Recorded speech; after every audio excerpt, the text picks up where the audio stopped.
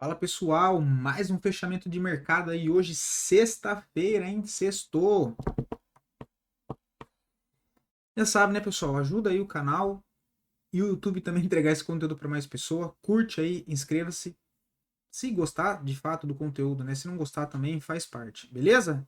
No nosso site do capitalismo.com.br vocês vão encontrar não só o nosso novo produto, um plano personalizado, né, de consultoria, e também as nossas carteiras aí de recomendação tanto para curto, para médio, para longo prazo, com análise fundamentalista ou análise gráfica, então bastante conteúdo. O desconto já está aplicado lá no nosso site, mas também tem um link aqui na descrição do vídeo, beleza? Sem ladainha, vamos pro gráfico. Semana bem movimentada, tá, pessoal? E a sexta-feira também. Então, ontem dia de alta, hoje bastante papel caindo, devolvendo movimento. Bem agitado aí o nosso mercado, tá? Pelo menos é melhor agitado do que parado, né? Água parada da dengue. Ibovespa, pessoal, hoje um dia fraco, tá? Bateu lá na média móvel de 200, que era o que a gente já comentou, né? Para nós, para quem acompanha aqui o fechamento de mercado, creio que não seja novidade nenhuma e susto nenhum ele ter parado nessa região hoje. Então a gente já vem comentando dessa possibilidade dele voltar a testar aqui esse topo esse fundo anterior, média móvel de 200, né? Que foi o que ele parou hoje, chegou a bater quase lá, quase bateu na verdade, voltou. Vamos ver na próxima semana, né? A gente dá uma olhada aqui no semanal.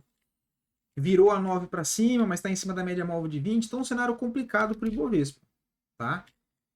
Para cima, possibilidade de buscar resistência lá no 127, no 128, o que anularia seria um fechamento abaixo da semana atual, tá? Então, fazendo um fechamento abaixo do 121.347, anularia e provavelmente poderia voltar à tendência principal de baixa, tá? E aí para baixo a gente tem aqueles alvos lá no 117 mil pontos, ok? Partindo para o dólar, olha lá na onde ele cravou, hein, pessoal? De novo, para quem já está acompanhando aqui, ele fez o fechamento exatamente na nossa linha de resistência, onde a gente havia marcado, né? Podem pegar os outros vídeos aí e tirar a própria conclusão. Só para contextualizar, é um nível de resistência que eu demarquei por conta dessa barra de ignição aqui, olha, a máxima dela.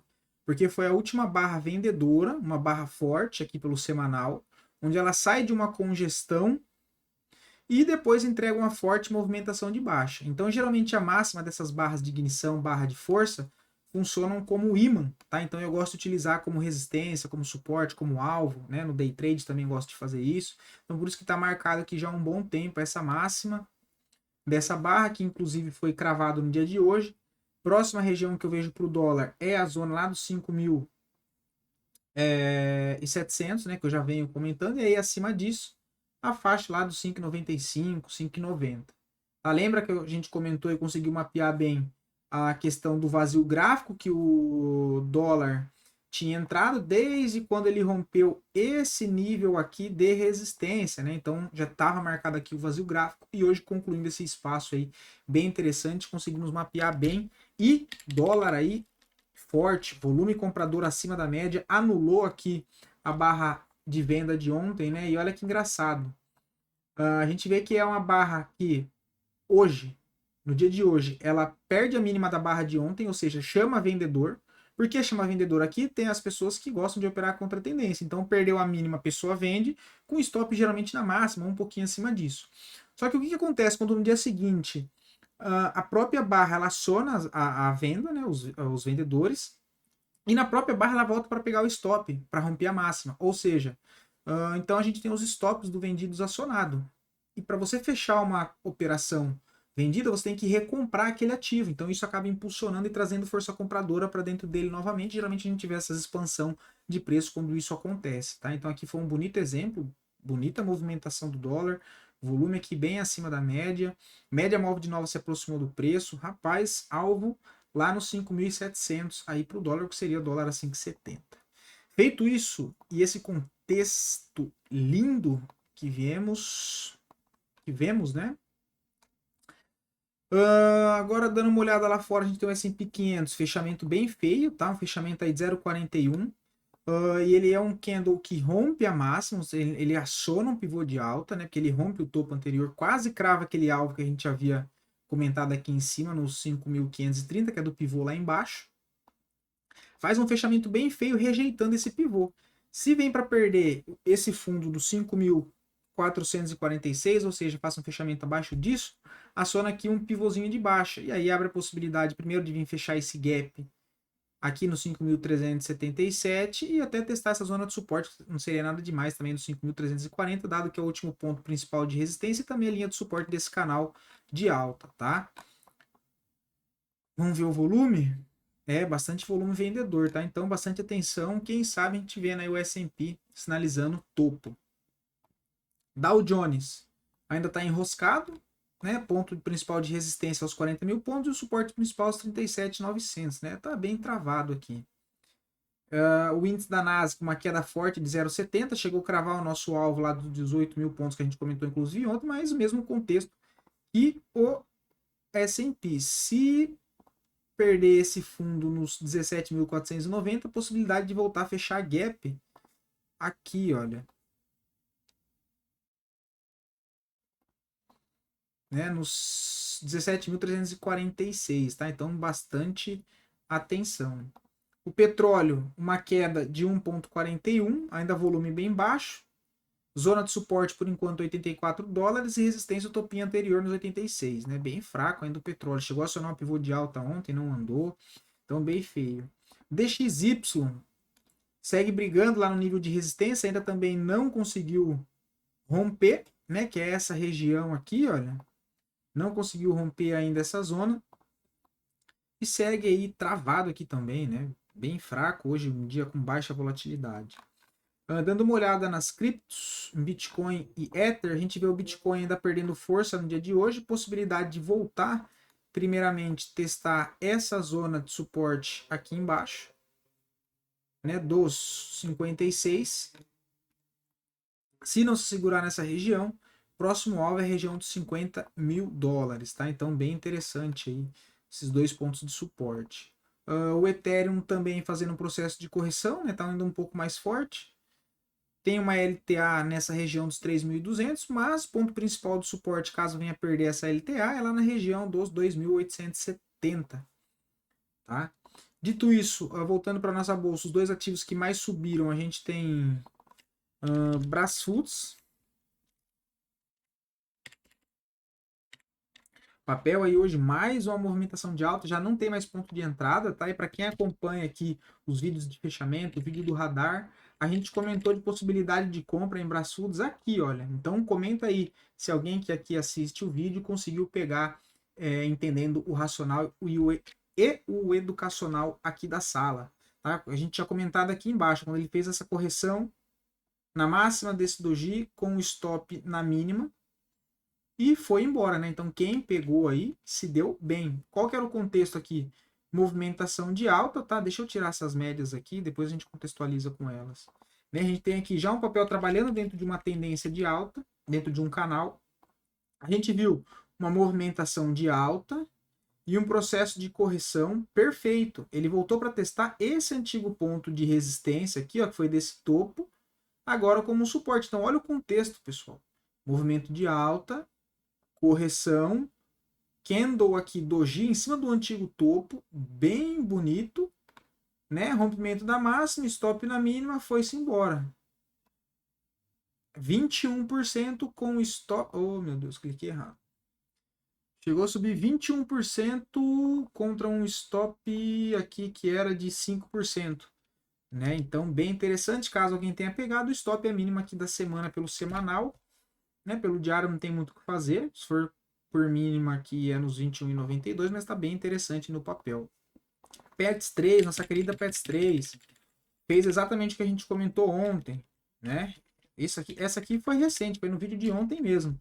A gente comentou sobre a possibilidade de uma entrada no intraday, caso o papel voltasse a corrigir dentro da barra, né? E olha lá o que ele fez. Veio até 38,2 da barra e voltou a subir. Então foi o contexto que a gente tinha comentado ontem, né? Deixou uma barra de força, quem sabe faz mais uma movimentação para cima aí, Pets 3, tá? Pelo semanal, possibilidade de buscar ali a região da média móvel de 9 nos 3,82, média móvel de 20 nos R$4, tá?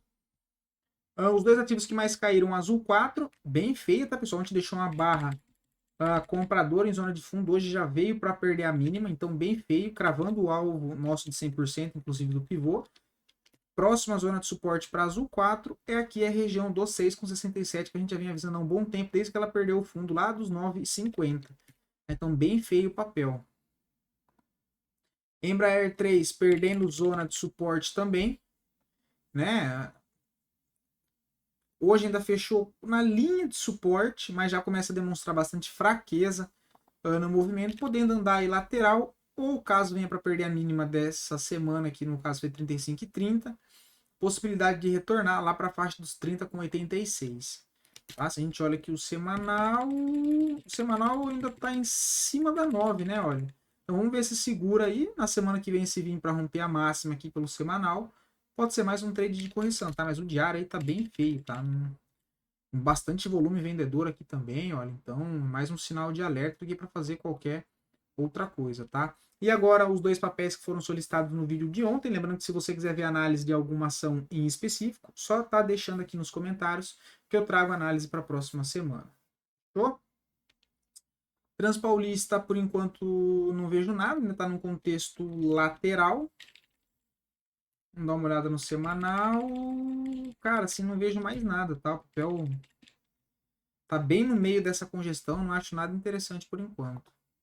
CPLC já tá até aqui o desenho, né? Precisa romper essa resistência inclinada, fazer um pivô, e aí gera expectativa para voltar a buscar topo lá nos 10,50. Tá? Se a gente olha aqui o gráfico semanal, quem sabe toda essa acumulação aqui pode ser uma formação de um fundo para tentar fazer mais uma perna para cima para ir testar pelo menos o topo dos 10,50.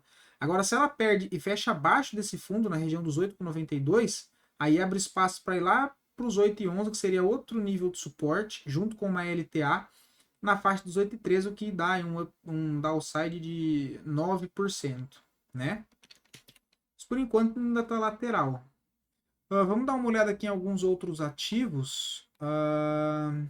Enev 3 também chegou a dar uma puxada ontem, hoje devolveu, então dá-lhe volatilidade, né? BPAC 11 também hoje acabou fazendo uma forte movimentação de queda, olha. Até cravou o alvo aqui para baixo. Vamos ver o que mais. Cogna 3, uma queda hoje de 5%. Vamos ver o que mais tem aqui.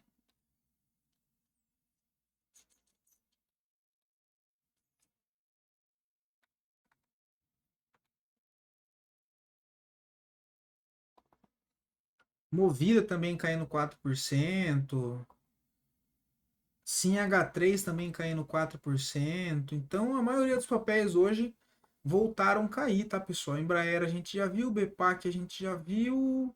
Vale 3 acionou aqui um rompimento de suporte. De suporte não, de acumulação para cima, bastante volume comprador. Se a gente traz isso para o semanal, pode ser aí a formação de um fundo, tá? Mas tá acima da média, tá em cima da média móvel de 9 no semanal, então já não acho interessante, tá? Para quem tentou arriscar a fundo aqui pelo semanal, o stopzinho tá lá embaixo no 59, só que já tá na cara da média móvel de 9, né? Então ainda tá um cenário bem complicado para Vale 3, né? No diário até rompeu aqui, mas não vejo nenhum ponto interessante por enquanto, tá? Vamos ver se teve mais algum aqui. Açaí. Mais uma queda forte. O papel já vem trabalhando dentro de uma tendência de baixa no curto prazo. A maioria dos papéis, né, pessoal, sofrendo bastante no dia de hoje, beleza? O restante das ações a gente volta com o vídeo no final de semana, que é o radar de swing trade, para conseguir contextualizar melhor e conversar um pouco melhor sobre a semana, sobre os papéis, o que tem de interessante, quais são os pontos aí que eu vejo para alguns papéis durante a semana que vai entrar agora, que tende a ser com bastante emoção, beleza? Então espero poder ter ajudado vocês. Bom final de semana e até logo, né? Lembrando que sábado ou domingo, tá? Eu não sei, acho que sábado já vou tentar subir o vídeo do radar de swing trade, né? O panorama semanal com análise das ações para semana. Fechou? Abração, pessoal.